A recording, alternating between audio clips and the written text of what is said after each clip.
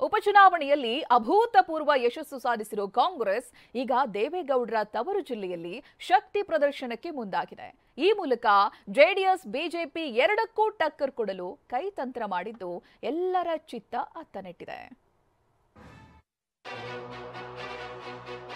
ಸ್ವಾಭಿಮಾನಿ ಸಮಾವೇಶನ, ಜನಕಲ್ಯಾಣ ಸಮಾವೇಶನ, ಸಿದ್ದರಾಮಯ್ಯ ಅಭಿಮಾನಿಗಳ ಸಮಾವೇಶನ, ಕಾಂಗ್ರೆಸ್ ಸಮಾವೇಶನ, ಹೀಗೆ 10 ಹಲವು ಗೊಂದಲಗಳ ನಡುವೆ ಇವತ್ತು ಜನಕಲ್ಯಾಣ ಸ್ವಾಭಿಮಾನಿ ಸಮಾವೇಶಕ್ಕೆ ಹಾಸನ ಸಜ್ಜಾಗಿದೆ. ಒಕ್ಕಲಿಗ ಪ್ರಾಬಲ್ಯದ ಜೆಡಿಎಸ್ ಭದ್ರಕೋಟೆಯಲ್ಲಿ ಕಾಂಗ್ರೆಸ್ ಕಹಳೆ ಊದಲು ಸಜ್ಜಾಗಿದೆ. ದೇವೇಗೌಡರ ತವರು ಜಿಲ್ಲೆಯಲ್ಲಿ ಕಾಂಗ್ರೆಸ್ ಶಕ್ತಿ ಪ್ರದರ್ಶನ. ಜೆಡಿಎಸ್ ಬಿಜೆಪಿ ಎರಡಕ್ಕೂ ಟಕ್ಕರ್ ಕೊಡಲು ಕೈ ತಂತ್ರ.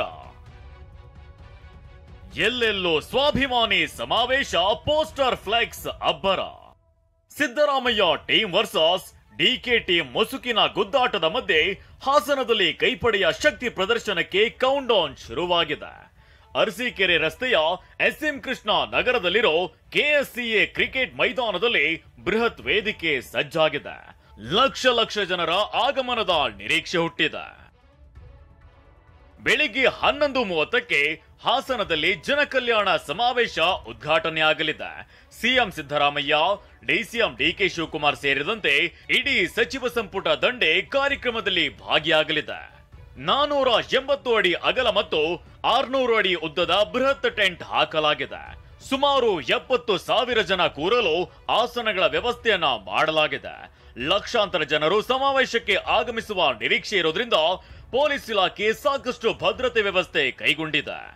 5 ಎಸ್ಪಿಗಳು, 6 ಎಎಸ್ಪಿಗಳು, 12 ಡಿವೈಎಸ್ಪಿಗಳು, 50ಕ್ಕೂ ಹೆಚ್ಚು ಸಿಪಿಐ, 80ಕ್ಕೂ ಹೆಚ್ಚು ಪಿಎಸ್ಐಗಳು ಸೇರಿದಂತೆ 2,000 ಪೊಲೀಸರನ್ನ ನಿಯೋಜನೆ ಮಾಡಲಾಗಿದೆ. ಇನ್ನು ಈ ಇಡೀ ಸಮಾವೇಶದ ಟಾರ್ಗೆಟ್ ಜೆಡಿಎಸ್ ಮತ್ತು ಬಿಜೆಪಿ ದೋಸ್ತಿ ಎನ್ನಲಾಗ್ತಿದೆ.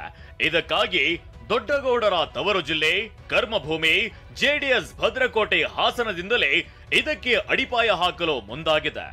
ಹಳೆ ಮೈಸೂರಿನಲ್ಲಿ ಜೆಡಿಎಸ್ ಜೊತೆ ದೋಸ್ತಿ ಮಾಡಿಕೊಂಡು ಬಿಜೆಪಿ ನೆಲೆಯೂರುತ್ತಿರುವುದನ್ನ ತಡೆದು ತಮ್ಮ ಪಕ್ಷದ ಹಿಡಿತ ಸಾಧಿಸೋದು ಈ ಸಮಾವೇಶದ ಹಿಡನ್ ಅಜೆಂಡಾ ಅನ್ನೋ ಚರ್ಚೆ ನಡೆಯುತ್ತಿದೆ. ಅಹಿಂದ ವರ್ಗವನ್ನ ಒಗ್ಗೂಡಿಸಿ ಹಳೆ ಮೈಸೂರು ಭಾಗವನ್ನ ಕಬ್ಜಾ ಮಾಡುವ ರಣತಂತ್ರ ಎನ್ನಲಾಗ್ತಿದೆ. ಹೀಗಾಗಿ ಉಪಚುನಾವಣೆಯಲ್ಲಿ ಗೆಲುವಿನ ರಣೋತ್ಸಾಹದಲ್ಲಿರುವ ಕಾಂಗ್ರೆಸ್ ವಿಪಕ್ಷಗಳ ಮೇಲೆ ಸವಾರಿ ಮಾಡಲು ಹೊರಟಿದೆ. ತನ್ನ ಶಕ್ತಿಯನ್ನ ಮತ್ತಷ್ಟು ಹೆಚ್ಚಿಸಿಕೊಳ್ಳಲು ಮುಂದಾಗಿದೆ. ಎಲ್ಲೆಡೆ ಕೈ ನಾಯಕರ ಫ್ಲೆಕ್ಸ್ಗಳು ರಾರಾಜಿಸುತ್ತಿವೆ. ಕಾಂಗ್ರೆಸ್ ಬಾವುಟಗಳು ಹಾರಾಡ್ತಿವೆ. ಇನ್ನು ವೇದಿಕೆಯಲ್ಲಿ ಮಾತ್ರ ಜನಕಲ್ಯಾಣ ಸಮಾವೇಶ ಅಂತ ಇದ್ರೂ ಇಡೀ ನಗರದಲ್ಲಿ ಸ್ವಾಭಿಮಾನಿ ಸಮಾವೇಶ ಹೆಸರಿನ ಫ್ಲೆಕ್ಸ್ಗಳೇ ಕಣ್ಣು ಕುಕ್ಕುತ್ತಿವೆ. ಸಿದ್ದರಾಮಯ್ಯ ಅಭಿಮಾನಿಗಳ ಪ್ರಾಬಲ್ಯದ ಸಮಾವೇಶ ಅಂತ ಸಾರಿ ಸಾರಿ ಹೇಳ್ತಿದೆ. ಹಾಸನ, ಮಂಡ್ಯ, ಮೈಸೂರು, ಚಾಮರಾಜನಗರ, ಕೊಡಗು, ಚಿಕ್ಕಮಗಳೂರು, ತುಮಕೂರಿನಿಂದ ಸಾವಿರಾರು ಬಸ್ಗಳ ಮೂಲಕ ಸಮಾವೇಶಕ್ಕೆ ಜನರು ಆಗಮಿಸುತ್ತಿದ್ದಾರೆ.